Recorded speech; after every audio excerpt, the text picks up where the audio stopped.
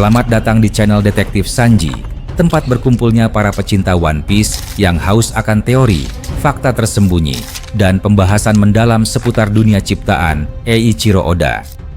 Di sini, kami tidak hanya mengikuti alur cerita, tapi juga menganalisis setiap petunjuk, menghubungkan fakta-fakta kecil yang sering terlewat, dan mencoba memecahkan misteri besar seperti siapa Joy Boy sebenarnya, apa tujuan sejati pemerintah dunia, hingga sejarah abad kekosongan yang selama ini ditutupi. Setiap video di channel ini disusun dengan riset yang mendalam, sudut pandang kritis, dan tentunya semangat nakama sejati.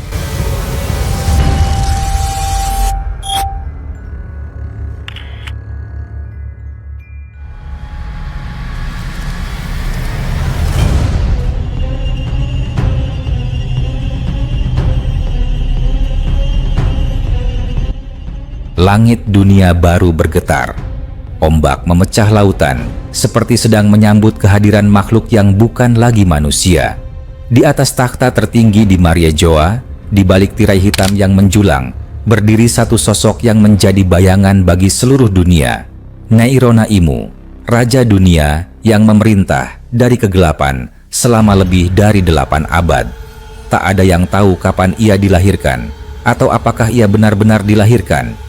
Yang pasti, keberadaannya menandai awal dari era ketakutan, era ketika para dewa berjalan di bumi dan manusia hanya menjadi bidak kecil dalam permainan abadi mereka.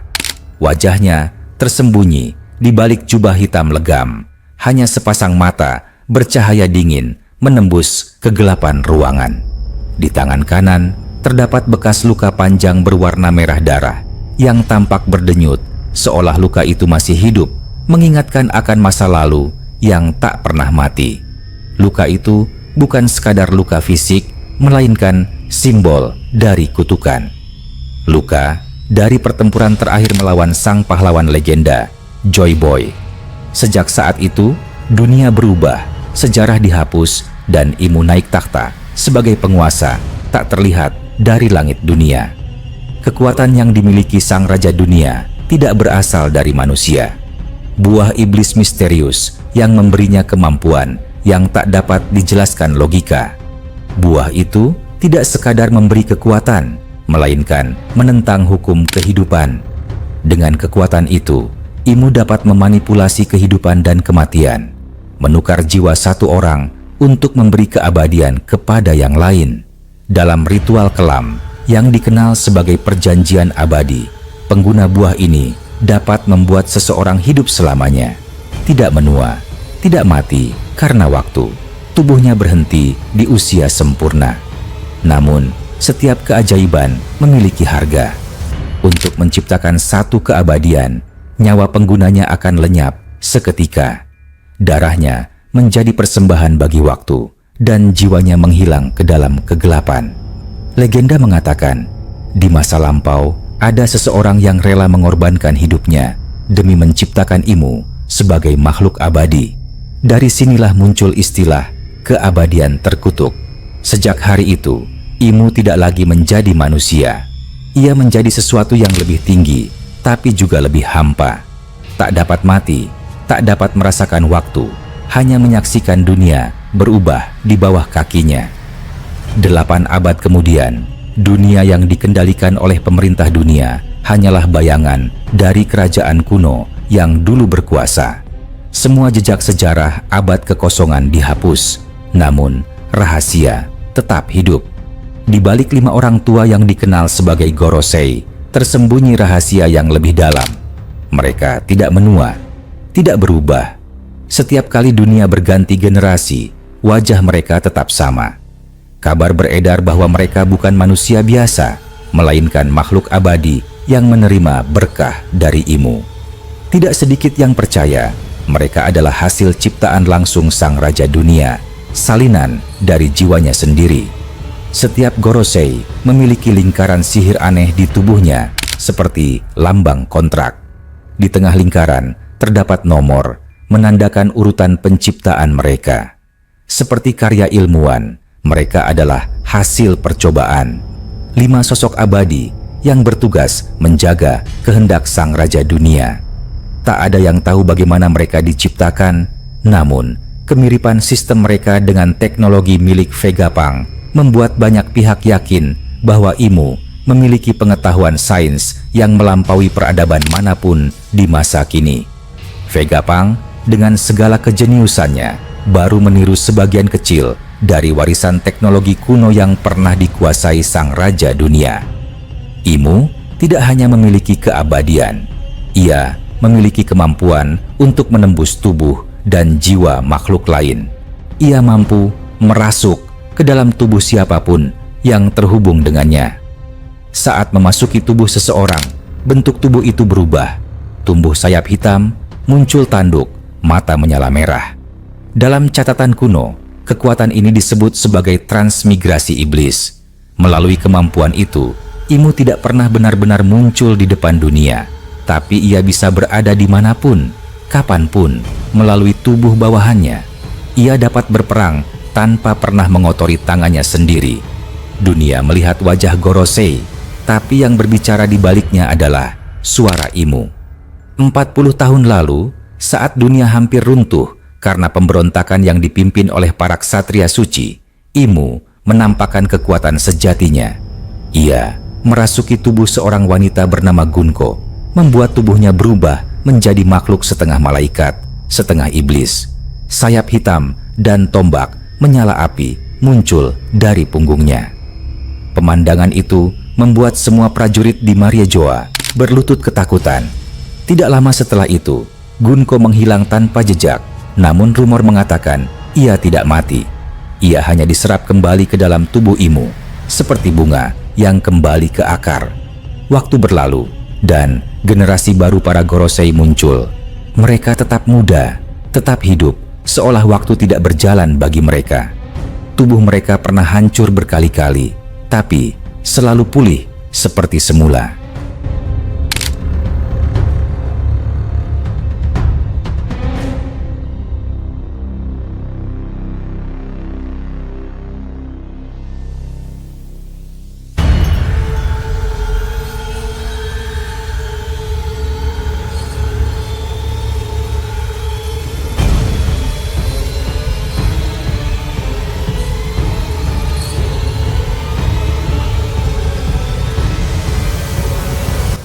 Beberapa bahkan pernah meledak dalam ledakan besar saat pertempuran dengan para revolusioner.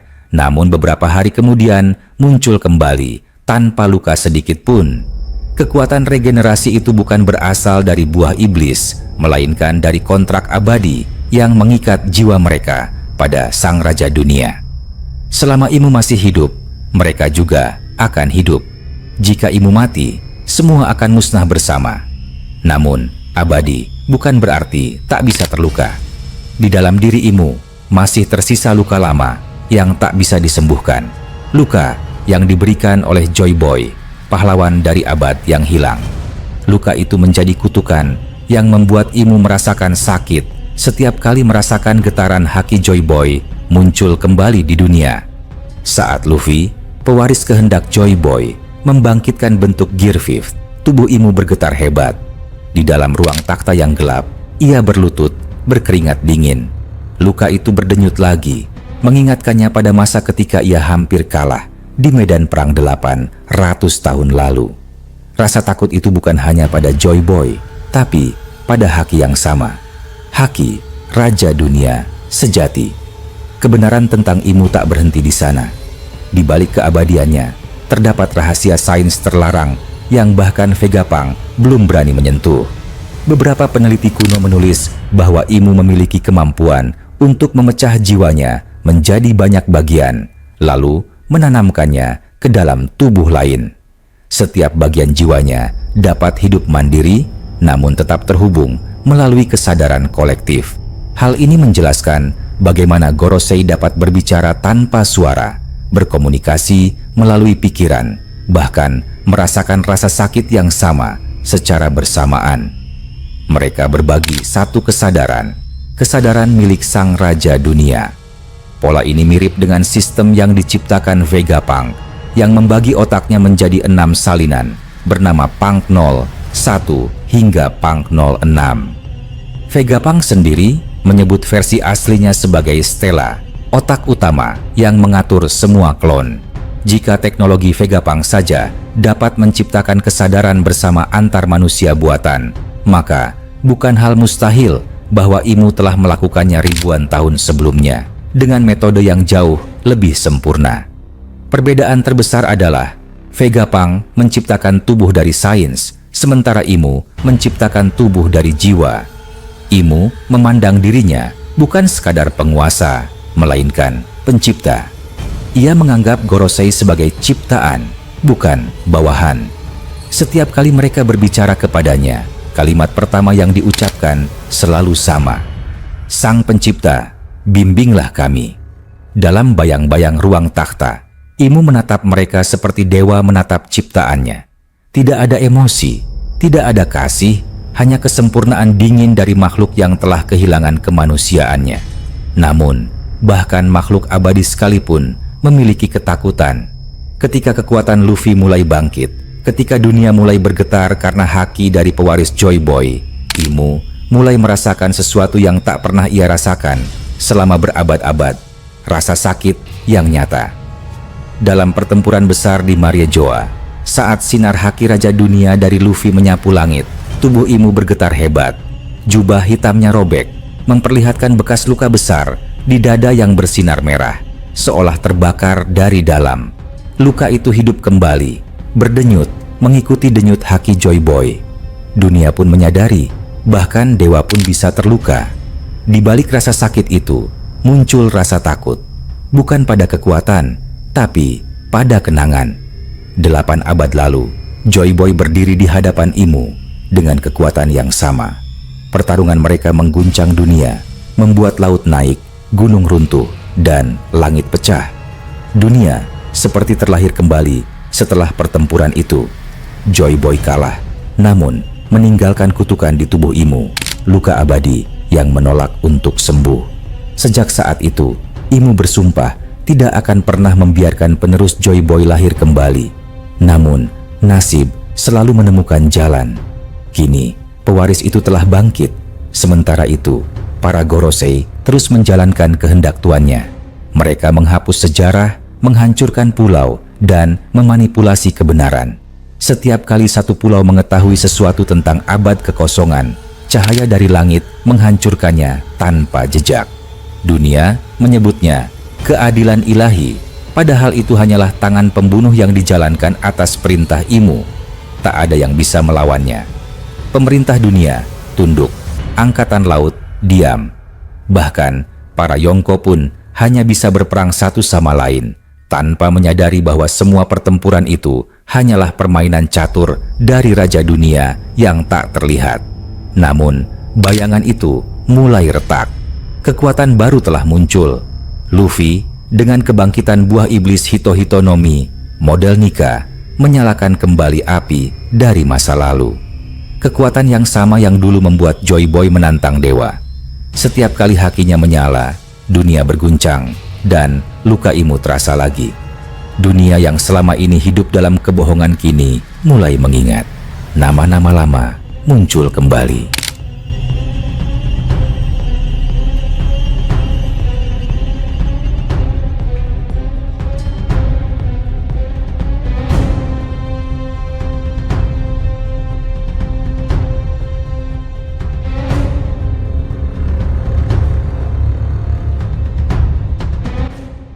Huruf D yang tersembunyi dalam nama para keturunan Joy Boy kini menjadi simbol harapan, simbol kebangkitan terhadap kekuasaan abadi yang menindas selama berabad-abad. Di ruang takhta yang sunyi, Imu berdiri di depan cermin kuno. Wajahnya tidak berubah, tapi di dalam matanya terlihat kelelahan. 800 tahun menyaksikan dunia berulang-ulang membuatnya kehilangan makna waktu. Ia telah menciptakan kehidupan dan kematian, tapi tidak pernah bisa menciptakan kedamaian. Dalam hatinya yang dingin, masih tersisa rasa takut, bukan pada kematian, tapi pada makna hidup yang tak lagi ia miliki. Mungkin itulah kutukan terbesar dari keabadian, hidup tanpa akhir, tapi juga tanpa tujuan. Langit dunia baru akan kembali menyala. Pertempuran antara manusia dan dewa sudah di depan mata. Generasi baru telah lahir, membawa semangat yang sama dengan sang legenda. Di satu sisi, makhluk abadi dengan kekuatan dewa. Di sisi lain, manusia yang tertawa, bahkan di hadapan kematian. Dunia akan bergetar sekali lagi, dan sejarah akan terulang.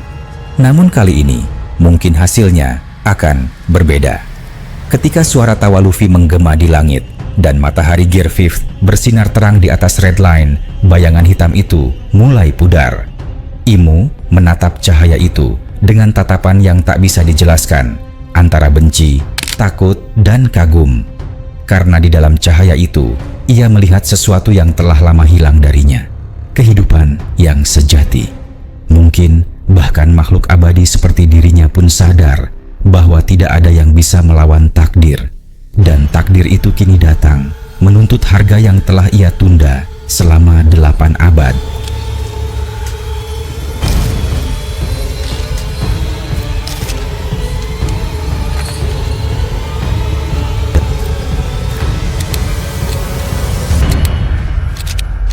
Terima kasih sudah menyaksikan video ini sampai selesai.